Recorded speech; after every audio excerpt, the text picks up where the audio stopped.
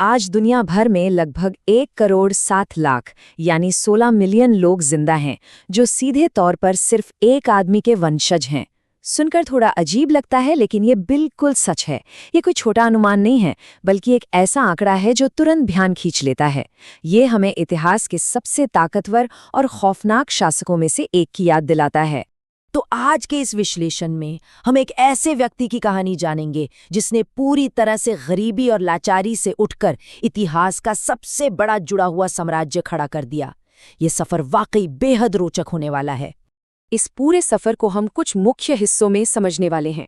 शुरुआत करेंगे तेमुजन नामक एक आम लड़के से, फिर देखेंगे मंगोल राष्ट्र का निर्माण, उनकी अजीम युद्ध मशीन, ज्ञात दुनिया की विजय और आखिर में उनकी एक जटिल विरासत पर चर्चा करेंगे। तो चलिए शुरू करते हैं।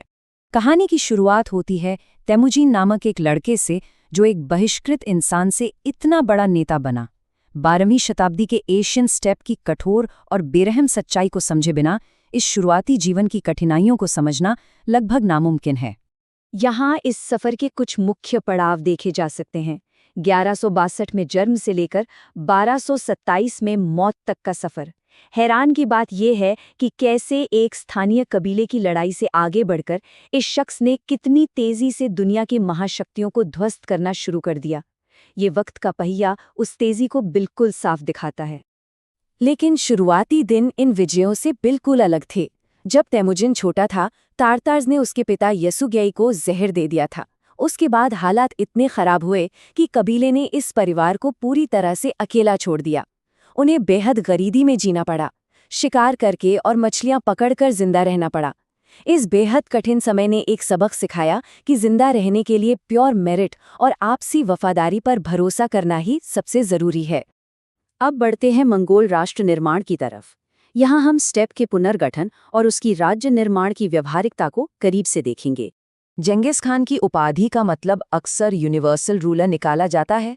हालांकि नए शोध बताते हैं कि भयानक शासक यानी फियर्स रूलर इसका ज्यादा सटीक अनुवाद है।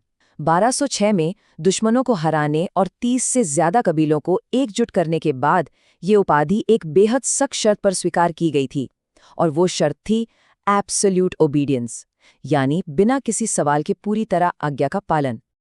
और इस एब्सोल्यूट ओबीडियंस ने पुरानी कबायली परंपराओं को पूरी तरह से तोड़ दिया। पहले का एशियन स्टेप अलग अलग कबीलों में बटा था, जैसे केरेट, मर्केट और टाटास, लेकिन बाद में ये एक यूनिफाइड मंगोल नेशन बन गया।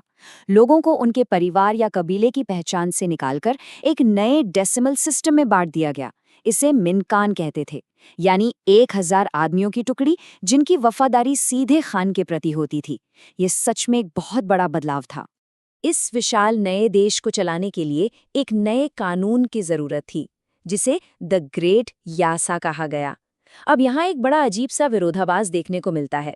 एक तरफ इस कानून में छोटी सी गलती पर मौत की सजा मिलती थी और सख्त मिलिट्री नियम थे, लेकिन दूसरी तरफ इसने धार्मिक नेताओं और विदेशी व्यापारियों को टैक्स से पूरी छूट दी। ये एक बेमिसाल प्रशासनिक प्रैग्मैटिज्म को दर्शाता है, जहां बेहद कठोरता के साथ साथ हैरान करने वाली प्रगतिशील नीतियां एक साथ चल रही थी।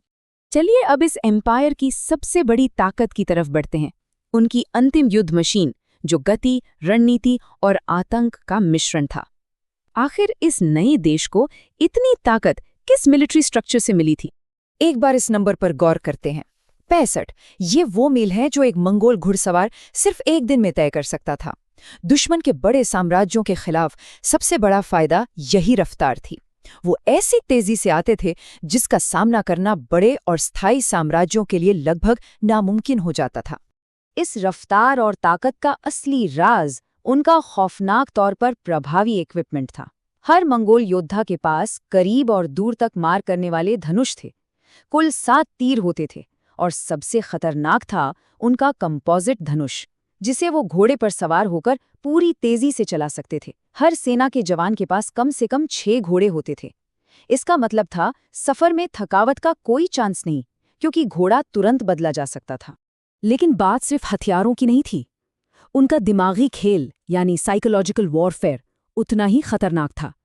नीति बिल्कुल साफ थी, जो बिना लड़े हार मान ले उन्हें खुद मुख्तारी यानी ऑटोनॉमी दी जाएगी। लेकिन अगर किसी ने विरोध किया तो अंजाम बेहद खौफनाक होगा। इस कड़ी लेकिन असरदार ट्रिक ने न सिर्फ मंगोल कैजुअलिटीज को कम किया, बल्कि दुश्मनों के आने से पहले ही उनमें ऐसा डर पैदा कर दिया जो उन्हें पूरी तरह तोड़ देता था। इनकी सबसे मशहूर और तबाहकुन रणनीति थी झूठी हार का नाटक करना, यानी फेंड रिट्रीट। इसमें वो लड़ाई में हारने का नाटक करते और अपना सामान छोड़कर पीछे हट जाते। जैसे ही दुश्मन लूटपाट के चक्कर में पड़कर अपनी कतारें तोड़ता, मंगोल अचानक घूमकर खुले मैदान में उन्हें पूरी तरह से खत्म कर देते थे। ये वाकई एक मास्टर स्ट्रोक था। अब बढ़ते हैं ज्ञात दुनिया की विजय की तरफ। देखते हैं कि कैसे इस वॉर मशीन ने चाइना के बिखरे हुए जिन एम्पायर और सेंट्रल एशिया की विशाल मुस्लिम महाशक्तियों के खिलाफ अपना जलवा दिखाया। दिलचस्प बात यह है कि अलग अलग दुश्मनों के लिए बिल्कुल अलग रणनीतियां अपनाई गईं। जैसे चीन के जिन एम्पायर में आंतरिक विद्रोह चल रहे थे, इसका फायदा उठाते हुए भूखे मारने की नीति अपनाई गई और चीन के सीज इंजन्स का इस्तेमाल किया गया। वहीं दूसरी तरफ ख्वारिज़मियन एम्पायर एक शक्तिशाली राज्य था। वहां आंतरिक विभ्रंड का फायदा उठाकर गलत जानकारी फैलाई गई और चारों तरफ से एक ही वक्त पर हमला किया गया। वैसे इस विशाल ख्वारिज़मियन हमले की शुरुआत एक छोटी सी घटना से हुई थी। ओत्रार में एक मंगोल व्यापारिक मिशन भेजा गया था, जिसे वहां के लोगों ने मार दिया। इंसाफ मांगने के लिए जब राजदूतों को भेजा गया तो शाह मोहम्मद ने उन्हें फांसी दे दी। इस एक डिप्लोमैटिक इंसल्ट ने पूरी मंगोल वॉर मशीन को पश्चिम की तरफ मोड़ दिया और इसका नतीजा सेंट्रल एशिया में लाखों मौतों के रूप में सामने आया। निवगोरोड क्रॉनिकल का ये कोट उस अचानक और भयंकर डर को पूरी तरह से दर्शाता है जो मंगोल्स ने पैदा किया था। खुदा ही जानता है कि वो हमारे खिलाफ इन्हें कहाँ से लाया या ये कहाँ छुपे थे। एक बार तसव्वुर करके देखते हैं कि जब जनरल्स जिबे और सुबेदी ने अपनी विजय अभियान यूरोप के बिल्कुल किनारे तक पहुंचा दिए, तो वहां लोगों के बीच कैसा आतंक फैल गया होगा। आखिर में आते हैं एक जटिल विरासत पर, यानी जेंगिस के बाद का साम्राज्य। 1227 में जेंगिस खान की मौत तो हो गई, लेकिन एम्पायर उसके सीधे वारिसों के हाथों कहाँ तक पहुंचा, ये देखना बेहद आश्चर्यजनक है। मौत के बाद बेटों और पोतों जैसे कि कुबलाई खान ने इस बुनियाद को और भी मजबूत किया। उन्होंने इस साम्राज्य को मेडिटेरेनियन तक फैलाया और चीन पर पूरी तरह से कब्जा कर लिया। देखते ही देखते ये इंसानी इतिहास का सबसे बड़ा जुड़ा हुआ साम्राज्य बन गया था। अगर गौर किया जाए तो इस सफलता के पीछे मुख्य रूप से 3 स्तंभ थे, जिन्होंने एक गरीब खानाबदोश कबीले को दुनिया विजेता बना दिया।